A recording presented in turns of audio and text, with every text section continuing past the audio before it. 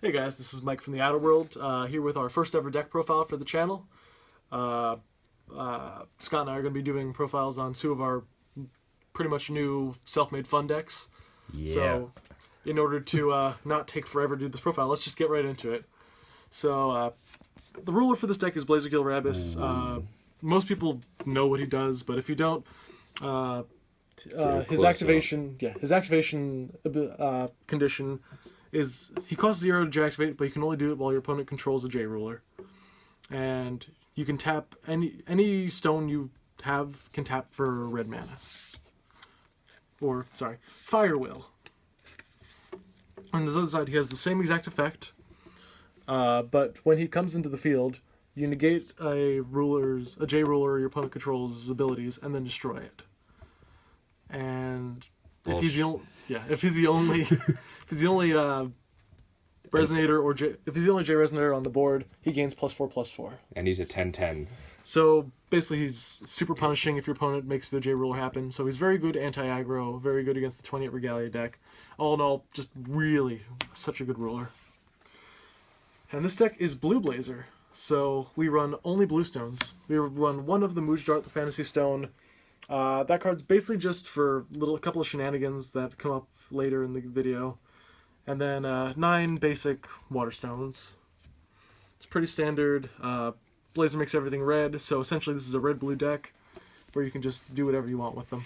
So it's really strong, and this thing's ability to change something's race is actually pretty relevant in this deck.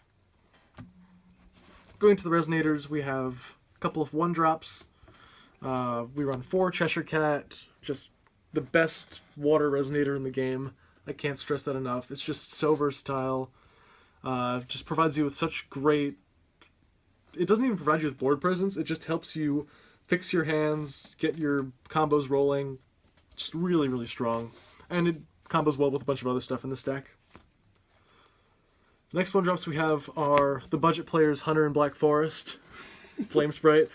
I'm back and forth on whether or not I would play Hunter and Black Forest. I don't have them, but at the same time, I'm not sure if I would drop them, if I would drop Flame Sprite for them, just because the flying on Flame Sprite is so relevant in this deck.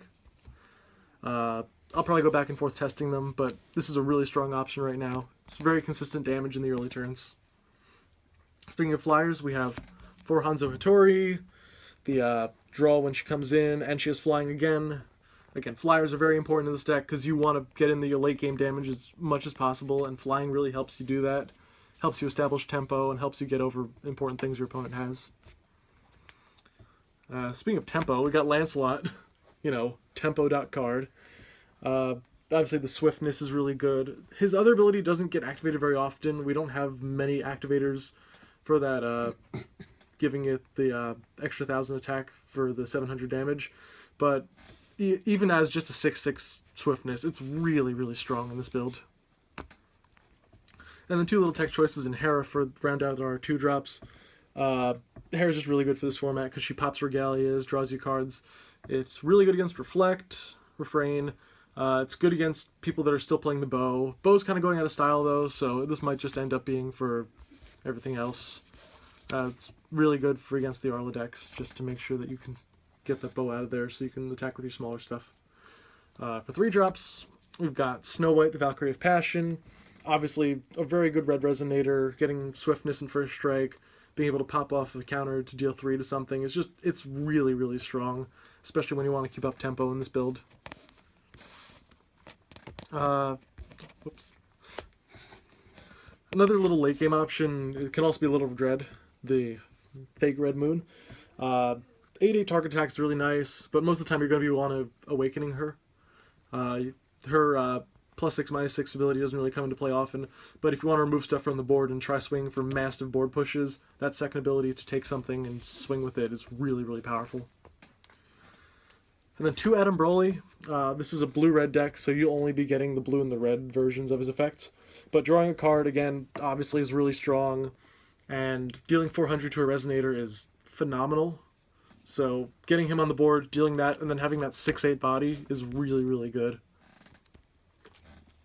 2 cards I'm not really super fond of, but I've been having some pretty good times with, are Purplemist the Fantasy Dragon.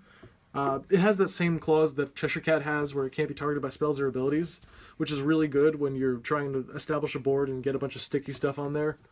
And then the flying is obviously really, really good in this deck, because obviously being able to swing over things will let you attack for oodles of damage. And then the one Susanowo. I mentioned earlier that Moojdart has some pretty cool synergies with this deck.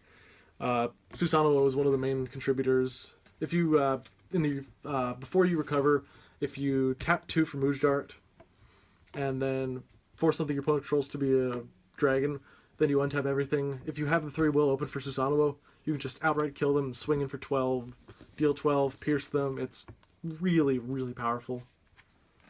And that rounds out the Resonators. Going into the spells, for Bow, said Bow is going out of style, but this deck really needs it, unfortunately. If you can clear... This deck really likes to clear out the opponent's board before you start swinging in, and Artemis, the God's Bow, is really, really powerful at doing that. The added thing where you can pop off Addition Resonators is nice because you can just, clear out problem cards, but in all honesty, you're just going to be mainly using it to stack up that 400 damage and make sure your opponent's board is clear, so you can go for game! For Thunder, as a tempo deck, this card is really strong just because not only can it be used to clear the board for your final swings, but if you're off by that minuscule amount of damage and you have the 1 will left over, being able to hit face is just... it's good! And then for some last minute options, the Ame-No-Habakiri, I don't use this very often. It's almost never in my hand, but it's really good damage options, especially in combination with Banzai Attack. Banzai Attack is the bread and butter of this deck. It gives everything you control +7/+0 and pierce until end of turn, but then it destroys everything at the end of the turn. So obviously you only want to use this when you're going in for game, but it's the reason that the sticky minions like the Flyers, Cheshire Cat, Purplemist, just everything that can stick themselves on the board and just gain that presence and then just let you punish your opponent for not clearing what you have is really, really strong. And also, again, it'll trigger Lancelot because +7 will put Lancelot over 1,000. You can deal 7 to whatever you want. And that's how you kill him. So basically this is just a sticky minion kind of Banzai Attack OTK kind of deck, sort of, with a lot of anti-aggro options. And it's been a lot of fun to play. This was the first draft of it that I had. I still want to do some editing on it. I added in a couple of other stickier minions. I wanted to try... Alice's Soldier, find other red cards better than Ame-No-Habakiri, and yeah, there's really not much else to be said about the deck. It's pretty straightforward, but a lot of fun, and I really enjoyed building and playing it. And Scott, did you have anything else to say or ask? No, that's pretty solid. I mean, with the testing that we did today, yeah, definitely solid. So we'll put a link to this in the description. Well, not a link. We'll put the deck profile in the description if you guys want to check it out. If I ever make any, edits on this, I'll definitely be posting those up. So, other than that, that's pretty much all I've got to say. This is Mike. And Scott. From the Outer World, signing out. See ya.